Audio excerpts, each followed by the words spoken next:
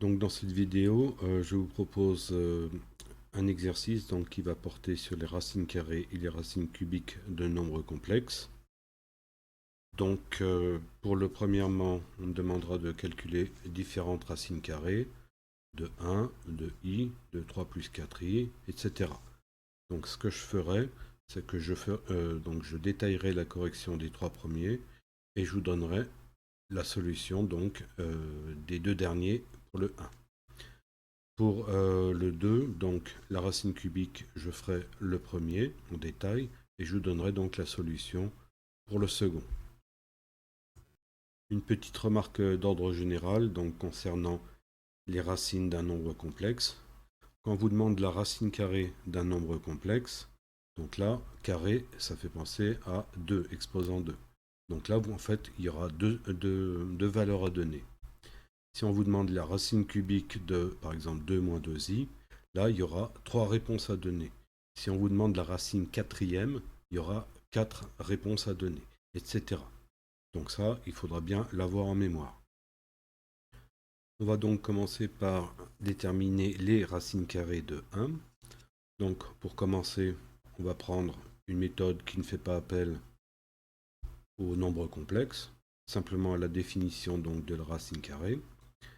Donc si j'écris a au carré égale 1, je peux en déduire que, en fait, a peut avoir deux valeurs. Soit a est égal à racine de 1, soit a est égal à moins racine de 1. Donc ça, c'est assez évident. Bon, racine de 1, c'est 1 tout simplement, mais la deuxième racine, il ne fallait pas l'oublier, donc c'est a égale moins 1. Effectivement, si j'élève 1 ou moins 1 au carré, dans tous les cas, j'obtiendrai a. Donc ça, c'est la première méthode qui est extrêmement simple, qui ne fait pas appel à la notion de nombre complexe. Maintenant, on va utiliser donc la notion de nombre complexe. Maintenant qu'on connaît les résultats, on va essayer de les obtenir avec les méthodes classiques. Donc la première méthode consistera à utiliser la forme complexe, la forme algébrique, et ensuite j'utiliserai la forme trigonométrique. C'est simplement un exercice, c'est pour le but de vous entraîner à manipuler ces différentes formes. Donc, je vais dire que ce que je recherche, donc là, ça sera un nombre complexe de la forme a plus ib. Donc, je rappelle, a, c'est la partie réelle, et b, c'est la partie imaginaire. Pas ib, b, tout simplement. Donc, je cherche la racine carrée de 1. Donc, la méthode consiste à dire, existe-t-il un nombre complexe tel que, si j'élève ce nombre complexe à la puissance 2, c'est-à-dire je l'élève au carré, j'obtiens 1. Donc, si j'ai posé z égale a plus ib, je fais faire donc a plus ib au carré égale 1. Et le but, bien évidemment, c'est déterminer la valeur de a et la valeur de b. Donc là, on a reconnu une identité remarquable. Donc ça plus ça au carré. Donc ça fait, si on développe, ça va nous donner donc petit a au carré plus 2 fois a fois ib plus ib au carré. D'accord? Donc c'est une identité remarquable. Donc il faut bien évidemment se rappeler du développement. Ensuite, on va se rappeler que ça va me donner, ce terme-là va me donner i au carré multiplié par b au carré. Mais i au carré, on sait que c'est moins 1. Voilà pourquoi le i, en fait, il n'a pas disparu. Là, j'avais i au carré quand je développe ma parenthèse. Donc, je vais avoir moins b au carré. Donc, j'obtiens un nombre complexe qui contient une partie réelle et une partie imaginaire. Je vous rappelle que la partie réelle, c'est là où il n'y a pas de i. Et la partie imaginaire, donc, c'est facile à repérer, c'est là où il y a des i. Donc on voit que j'ai pour la partie réelle a au carré moins b au carré, que je vais regrouper. Et pour la partie imaginaire, donc j'ai mis le i en évidence pour bien montrer que la partie imaginaire c'est 2ab. Et donc ça doit être égal à 1. Maintenant, on va procéder à ce qu'on appelle une identification. On va identifier les parties réelles et les parties imaginaires. Si on regarde cette expression, je peux dire que a au carré moins b au carré, c'est la partie réelle. De l'autre côté, qu'est-ce que j'ai comme partie réelle? C'est 1. Par contre, de l'autre côté, j'ai pas de terme avec le i. Donc en fait, la partie imaginaire, je peux déjà dire qu'elle sera nulle. Donc on identifie partie réelle et partie imaginaire. Donc la partie réelle, c'est a carré moins b carré qui est égal à 1. Et pour la partie imaginaire, donc j'aurai 2ab qui sera égal à 0 puisqu'il n'y a pas de terme en i de l'autre côté. Alors si 2ab égale 0, je peux élever au carré. Vous verrez pourquoi je fais ça par la suite.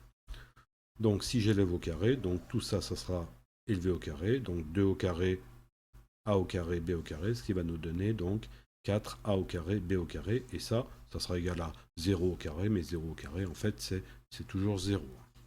D'accord? Alors, je vais prendre, donc là j'ai un système de deux équations à deux inconnus, qui est très simple à résoudre, hein, je vous rassure. Donc, je vais prendre la première équation, je sais que a au carré moins b au carré est égal à 1. Je vais procéder par la méthode de substitution, c'est-à-dire que je vais exprimer d'abord a au carré en fonction de b, et ensuite je vais remplacer, alors je ne vais pas me servir de la deuxième équation telle qu'elle, mais c'est pour ça que j'ai levé au carré en fait, c'est pour faire apparaître a au carré. Et ce a au carré, je vais le remplacer par 1 plus b au carré. Ce qui me permettra, donc on remplace dans l'équation 2, ce qui me permettra donc d'avoir une équation où il y a uniquement des b. D'accord? Donc j'ai remplacé donc, le a au carré par 1 plus b au carré. Donc je réécris. Donc là on a ce qu'on appelle une équation produit, où il n'y a qu'une seule inconnue. Donc une parenthèse multipliée par une autre parenthèse est égale à 0. Ça c'est possible si cette parenthèse est égale à 0 ou cette parenthèse est égale à 0. En fait il y a deux possibilités. Alors première possibilité, donc je dis que ça c'est égal à 0. Donc 0 multiplié par ce qu'on veut, ça fera toujours 0. Donc premier cas, 4b au carré égale 0. Donc il est facile d'en déduire que 4 multiplié par quelque chose égale 0. Ben, ce quelque chose c'est forcément 0. Donc si b au carré égale 0, b est égal à 0. Ça c'est pour la première parenthèse. Et pour la deuxième parenthèse, donc 1 plus b au carré, est-ce que ça peut être égal à 0? Donc j'écris 1 plus b au carré égale 0. Ben là, c'est pas possible, parce que si je passe le 1 de l'autre côté, ça va devenir moins 1, et b au carré ne peut pas être égal à moins 1. Tout simplement parce qu'un carré, c'est toujours positif. Donc cette solution n'est pas à retenir. Il n'y aura qu'une seule solution à retenir, ça sera b égale 0. Connaissant la valeur de b, il est facile de déterminer la valeur de a, puisqu'on sait que on a donc a carré moins b carré égale 1. Donc, comme je sais que je peux passer le b de l'autre côté, mais bon, enfin, de toute façon, c'est égal à 0. Donc, j'aurai a au carré égale 1 plus 0, puisque j'ai déterminé que b est égal à 0. D'accord? Et je vais en déduire à partir de là, je vais retrouver en fait les mêmes résultats. Hein. Quel est le nombre? Si je l'élève au carré, j'obtiens 1. Deux possibilités, soit racine de 1, soit moins racine de 1. Donc, on retrouve un petit peu ce qu'on avait au début. Hein. Donc, on va se dire, ça ne sert à rien ce qu'on a fait, c'est vrai. C'est simplement pour s'habituer en fait au calcul, hein, savoir si on s'amenait donc les différents calculs. C'est uniquement dans ce but-là. Autrement, la première possibilité, évidemment, était de loin la plus rapide. Mais ça, c'est pour s'entraîner à utiliser donc la notion de nombre complexe et racine carrée d'un nombre complexe. Cette méthode nous servira bien évidemment pour la suite. C'est pour ça que je commence à la développer à l'aide d'un exemple très très simple, facile à vérifier. Donc on a raisonné avec la forme algébrique et on va voir ce que ça donne avec la forme polaire. Donc je vous rappelle le principe.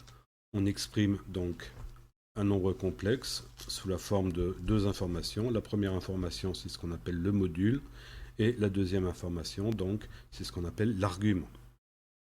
Donc je vais poser le problème exactement de la même manière que je l'avais fait avec la forme algébrique, mais cette fois je vais raisonner avec la forme polaire.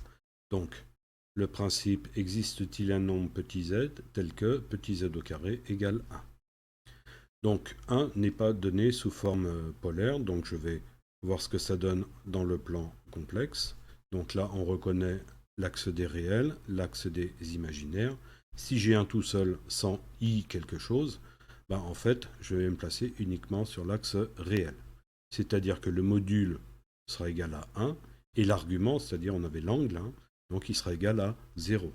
Donc l'écriture polaire de 1 Donc ça sera module 1, argument 0. Ça c'est important justement pour faire l'égalité.